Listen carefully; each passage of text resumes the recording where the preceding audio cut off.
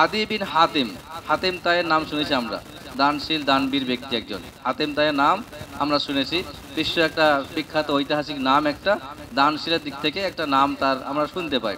তো সে হাতিম তায়ের ছেলের নাম হচ্ছে আদি। তিনি ধর্মের দিক থেকে খ্রিস্টান ছিলেন, ধর্মের দিক থেকে খ্রিস্টান ছিলেন, পরে প্রমাণ হচ্ছে, পরে উনি বলছেন। তো আদি বিন হাতিম বলছেন, আতাইতুন নবী সাল্লাল্লাহু আলাইহি ওয়াসাল্লাম, আমি আল্লাহর রসুল সাল্লাল্লাহু আলাইহি ওয়াসাল্লামের কাছে এলাম।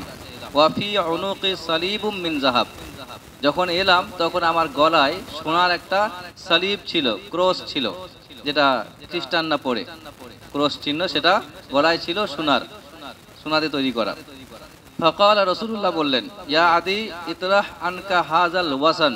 দেখুন জিনিস এক, নাম আলাদা, কিন্তু ক্রসটাকে কেউ মূর্তি মনে করে না, ক্রসটা ক্রস হয়, মূর্তি কিন্তু নয়। রাসূলুল্লাহ কি বলছেন, ওয়াফি উনুকি সালিব, আমার গলায় সালিব ছিল।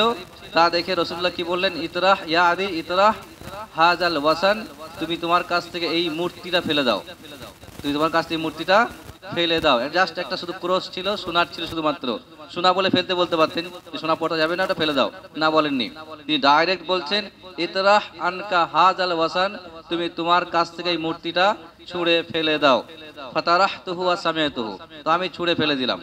সাহাবা যেমন হয়, রাসূলুল্লাহ বলতে অপেক্ষা বলা হলো, কাজ শুরু, বললেন আর কাজ শুরু। আমাদের মতো নয় কিন্তু, আমাদের মতো নয়। কেন বলছি কথাটা, হাদিস বলা হচ্ছে শুনছি, হবে ক্ষণ, কোরআন আয়াত দেওয়া হচ্ছে, আমল করলেন, হবে ক্ষণ, সময় হলে হয়ে যাবে ইনশাআল্লাহ। এখন পারছি না, একটু চাপে আছি, একটু ফ্রি হই, একটু সুবিধা জায়গায় আসি, তখন আমল করব। জি না, এমন সাহাবার ছিলেন না। যদি সত্যি কথা বলতে আমাদের সময়ের মানুষদেরকে আল্লাহ সাহাবার সময় পাঠিয়ে দিতেন না, তো ইসলাম ওইখানে শেষ হয়ে যেত, আর আগে আসতো না। বাস্তবে এটাই, খুব মারাত্মক কিছু নয় কিন্তু। যে কথাটা আমি বলে শুনবেন না আপনি, সেই কথাটা আবার অন্যকে বলে শুনবে। যে কথাটা আল্লাহ কোরআনে বলে শুনবেন না, রসুল হাদিসে বললে শুনবেন না, অথচ আপনাকে যে থার্ড পার্টি বলবে আপনাকে, আপনি শুনবেন। একটা উদাহরণ দিই, এখন যদি আপনি গুটখা বিড়ি সিগারেট, এটাকে কথা উদাহরণ, জাস্ট উদাহরণ, কিন্তু অন্যভাবে নেবেন না। বিড়ি সিগারেট গুটখা খান আপনি, আপনাকে কোরআন আয়াত বলা হলো, হাদিস বলা হলো, আর বলা হলো এটা ইসলামে হারাম, কোরআন হারাম বলছে, হাদিস হারাম বলছে, এটা খাওয়া ঠিক নয়। আপনি কি বলবেন? অভ্যাস করে ফেলেছি, আস্তে আস্তে হয়ে যাবে, এখনই পারছি না। ছাড়লেন না? না, ছাড়তে পারবেন না, এটাই সত্যি কথা, এটাই বাস্তব। কেন? কারণ আল্লাহকে দেখি নাই আমরা, কোরআন শুনি না আমরা, হাদিস তো অন্য কথা হয়ে গেল, রসুলকে পাইনি আমরা, এটা আপনি বললেন। ঠিক পরের দিনকে কোনো এক ডাক্তারকে আপনি 100 টাকা ধরিয়ে দিয়ে বলবেন, একটা পেশেন্ট নিয়ে আসবো আমি, বিড়িখোর পেশেন্ট, বিড়িখোরই বলি, বা গুটখাখোর নিয়ে আসবো। আপনি শুধু বলবেন, এরপরে তুমি বিড়ি বা গুটখা খেলে ক্যান্সার হয়ে যাবে, আর কিছু বলতে হবে না, ছেড়ে দেবেন, বাকিটা আমি দেখে নেবো। কথা বোঝেন? আপনি তাকে নিয়ে যান ডাক্তার বাড়িতে, ডাক্তার বলে দেবেন যে তুমি এরপরে বিড়ি খাও বা সিগারেট খাও বা গুটখা খাও, তোমার ক্যান্সার হয়ে যাবে, তুমি বাঁচতে পারবে না। তো উনি সেই মুহূর্তে ডাক্তারের সামনে বিড়ি প্যাকেটটা ভেঙে ফেলে দেবে। ফেলবে না? ফেলবে না? ডাক্তারটাকে, ডাক্তারটা কে, কি বলবেন আপনি? আল্লাহ, রসুল? জি না। মিথ্যা হতে পারে না? পারে না? হতে পারে। চাপে পড়ে কথা বলতে পারে, আবার অকারণে কথা বলতে পারে, বা অন্য উদ্দেশ্যেও কথাটা বলতে পারে, বলতে পারে, কিন্তু না, যেহেতু ডাক্তার বলছে মানে আর এটা মিথ্যা হওয়ার সম্ভাবনা নেই। যেখানে মিথ্যা হওয়ার সম্ভাবনা মোটামুটি, ডাক্তার বলছি না, অন্য কেউ হতে পারে, অন্য কেউ হতে পারে, এখানে মিথ্যা হতেই পারে, সে চালাকি করতেই পারে তাকে ভালো করার জন্য। হয়তো ডাক্তার কোনো আত্মীয় হতে পারে, তাকে বলে পারছে না, তখন সে একটা কৌশল অবলম্বন করলো, চলো ক্যান্সার হাওয়ালা করা হোক, যেহেতু প্যাকেট দেওয়া আছে অলরেডি, হতেই পারে সম্ভাবনা। তো সে বললো, ছেড়ে দিল। এখন বুঝছেন ব্যাপারটা কি? তো আমাদের কাছে কোরআনের আর হাদিসের কথাটা যেন অনেকখানি হলেও 3 নম্বর পর্যায়ে পড়ে, 2 নম্বরও না, 3 নম্বর পর্যায়ে পড়ে যায়। তার মানে ডাক্তার 1 নম্বর এসে যাবে, আত্মীয় সবাই মিলে জোর করে বললেও বন্ধ হবে, আর কোরআন হাদিস বললে হবে ক্ষণ, একটু সময় নেবো, পরে দেখছি, এই চেষ্টা করছি, অনেক চেষ্টা করছি, পারিনি, কম চেষ্টা করি না আপনি আমার জায়গায় হলে আপনি বুঝতেন, জি, ইত্যাদি কথাবার্তা শুনিয়ে আমাদেরকে তুলে করে। এটা হচ্ছে আমাদের অবস্থা। ওই জন্য বলে, যদি আমাদেরকে রসুলের সময়কালে পাঠানো হতো সাহাবার রূপে, তাহলে ইসলাম ওইখানে শেষ হয়ে যেত, আর আগে আসতো না। সত্যি এটাই। এখনো যদি মনে হয় যে ইসলামে কখনো বাজে কথা বলা হয় না, যদি মনে হয় যে ইসলামে বাজে কথা বলা হয়নি, ইসলামে অযৌক্তিক কথা বলা হয়নি, ইসলামের প্রত্যেকটা কথার মূল্য আছে, তাহলে আপনার ভাবা উচিত, যখনই আপনার সামনে কোরআনের আয়াত আসবে, যখনই আপনার সামনে হাদিস পেশ করা হবে, আপনার উচিত সেটা নিয়ে সেই মুহূর্তে সিদ্ধান্ত গ্রহণ করা, হ্যাঁ অথবা না, হয় করব না অথবা করব, সেই মুহূর্তে আপনাকে সিদ্ধান্ত নিতে হবে। যদি আপনি মনে করেন কোরআন এবং হাদিসে মিথ্যার আশ্রয় নেওয়া হয় না, কোরআন হাদিসে বাজে কথা বলা হয় না, কোরআন এবং হাদিসে মানুষের শারীরিক ক্ষতি হতে পারে এমন কথা বলা হয় না, কোরআন এবং হাদিসে সেই কথাগুলোই বলা হয় যা মানুষের উপকারে আসতে পারে, ব্যক্তিগত জীবনে হতে পারে, পারিবারিক জীবনে হতে পারে, সামাজিক জীবনেও হতে পারে, অর্থনৈতিক জীবনেও হতে পারে। সত্যি এটাই। কিন্তু যদি এটা মনে করতে পারেন, মাথায় বসিয়ে নিতে পারেন, ইসলাম যখন কোনো কাজকে হারাম বলে, ইসলাম যখন কোনো কাজকে নাজায়েজ বলে, তখন সেটাকে আমার সেই মুহূর্তে মানা উচিত, যতই কষ্ট হোক আমাকে মানতে হবে।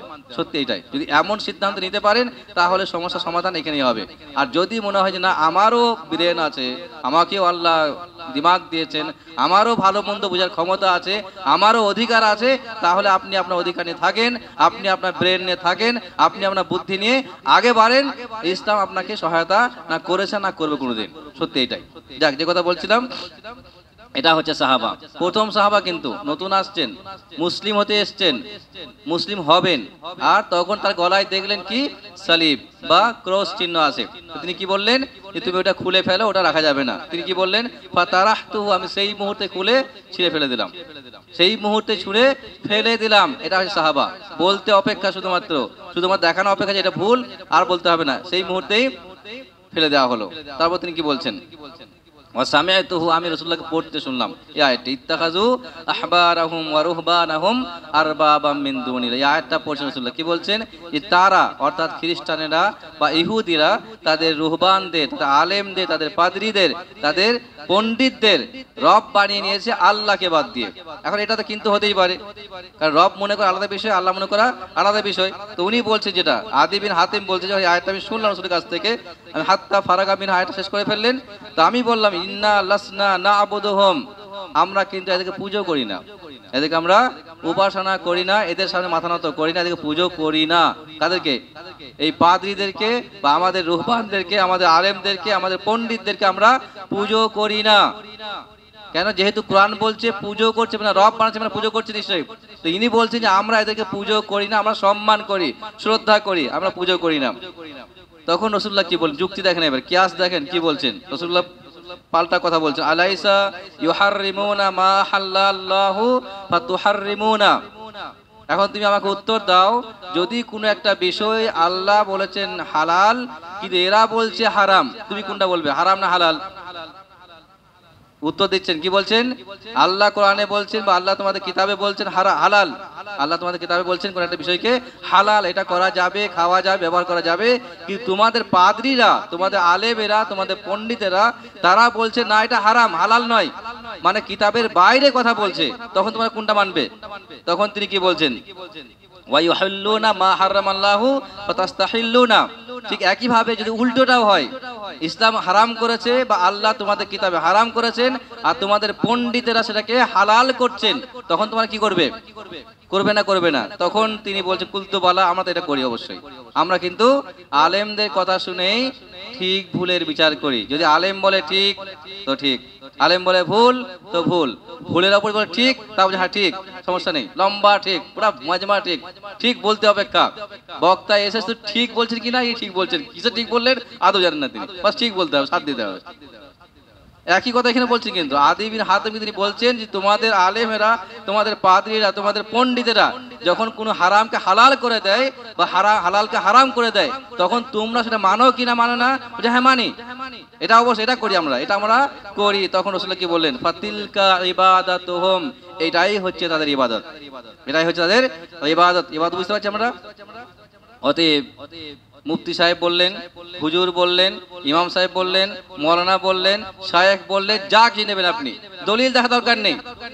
শায়েখ বলেছেন, হুজুর বলেছেন, ইমাম বলেছেন, মুফতি সাহেব বলেছেন, মানে আর ফাইনাল, শেষ, কথা ওইখানে শেষ, আর বলতে হবে না। যাই বলেন সব বাদ, হাদিস থাক, কোরআন থাক, কোনো দেখা দরকার নেই। আমাদের হুজুর বলেছে মানে ফাইনাল, আর দেখা দরকার নেই। এই যে আপনি কি ব্যাখ্যা দেবেন? আমি বলছি না, কিন্তু কোরআন বলছে, হাদিস রাসূলুল্লাহ বলছেন যে তোমাদের পাদ্রীরা, তোমাদের আলেমেরা যখন কোনো হারামকে হালাল করে, কোনো হালালকে হারাম করে, তোমরা যেহেতু সেটাকে না বলেই মেনে নাও, না সমর্থন করে ফেলো, না দেখেই সেটাকে স্বীকৃতি দাও, আর এটাই হচ্ছে তোমাদের ইবাদত করা। এটা এমন মনে করবেন না যেটা শুধু খ্রিস্টানদের ক্ষেত্রে প্রযোজ্য। মনে করবেন না এটা শুধুমাত্র ইহুদি ক্ষেত্রে প্রযোজ্য। জি না, এটা আমার ক্ষেত্রে প্রযোজ্য। যদি আমি করি তাইও আমার একই অবস্থা। কোরআন বলছে করা যাবে না, আমি বলি না করা যাবে। যে কথা এখনই বলছিলাম কথা, কিন্তু হাদিস বলছে হারাম, কোরআন বলছে হারাম, আমি বলছি মাকরুহ। হ্যাঁ, এটা মাকরুহ, হারাম নয়। কথা বলছি না ব্যাপারটা? হাদিস বলছে শিরিক, হাদিস বলছে মান আল্লাকা তামিমাতান ফাকাদ আশরাকা।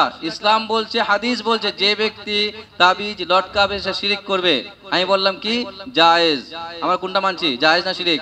জায়েজ। কথা বলছি ব্যাপারটা, কি নাম দেবেন? আমি বলছি না, কিন্তু রাসূলুল্লাহ বললেন। তার মানে যদি ইসলামকে বাদ দিয়ে দলিলের তোয়াক্কা না করে, দলিলের পরোয়া না করে আলেমেদের ফতোয়ার ওপরেই চলি আমরা, তাহলে শিরক হওয়াটা জরুরি, আর সেটাই শিরকের পর্যায়ে পড়বে, এটাই বাস্তব দিক। হ্যাঁ, আপনি যেই বলুন তাকে আপনি দলিল চান, আপনি যে বললেন জায়েজ, দলিলটা কই, হাদিসটা কই, কোরআন আয়াতটা কোথায়? এখন যদি আপনি বাই মিস্টেক বলে দেন যে দলিল দেন, তাহলে তো প্রশ্ন হলো আপনি কি আলেম, আপনি কি মুফতি, কোরআন পড়তে ভালো পারো, সূরা ফাতিহা পড়ে শোনাও ইত্যাদি। তার মানে আপনাকে দলিল দেবো না, না বলে আরো কিছু চাপান দেবো, আপনি দলিল চাইতেই পারবেন না। দলিল তুমি কি বোঝো, দলিল তুমি কি বোঝো দলিলের, জি ইত্যাদি কথাবার্তা। মানে হচ্ছে দলিল নাই নয়, দলিল দেবো না নয়, তোমাকে চাপিয়ে শেষ করে দেবো, তুমি আর বলতে পারবে না, এটা হচ্ছে অবস্থা। আর যদি এমন পরিস্থিতি হয়, জীবনে সমাজ শুধরাবার নেই, কখনোই না। কারণ যখনই আল্লাহ রসুল বলছেন তুমি শিরিক করছো, তোমরা রব মনে করছো, কোরআন এটা বলছে, পাল্টা কোশ্চেন করছেন, কি বলছেন যে আমি মানতে পারলাম না কারণ আমরা তাদেরকে ইবাদত করি না। রাসূলুল্লাহ দলিল দিয়ে বুঝাচ্ছেন, যুক্তি দিয়ে বুঝাচ্ছেন, বুঝান নাই? জি, তিনি যুক্তি দিয়ে বুঝিয়ে দিচ্ছে যে তুমি কিভাবে শিরিক করছো, কিভাবে তুমি তোমাদের রবদের, তোমাদের পাদ্রীদেরকে, তোমাদের নেতাদেরকে, তোমাদের উলামাদেরকে রব বানিয়েছো। তার কারণ হচ্ছে এটা। রাসূলুল্লাহ যুক্তি দিতে বাধ্য হচ্ছেন, কিন্তু আমি দেবো না যেহেতু আমি হুজুর, আমি দেবো না যেহেতু আমি মুফতি, আমি দেবো না যেহেতু আমি নেতা, আমি দেবো না যেহেতু আমি ইমাম, আমি দিতে বাধ্য নই। এটা হচ্ছে আমাদের কথা, এটা হচ্ছে আমাদের কথা। পার্থক্য বুঝবেন কিন্তু। অতএব সহজ সরল কথা বলি, যে কোনো বিষয়ের উপরে কোরআনে আছে, হাদিসে আছে, স্পষ্ট আছে, সেটাকে মানার চেষ্টা করেন, এটাই হওয়া উচিত, এটাই হওয়া উচিত। এটা একটা জাস্ট একটা হাদিস ছিল।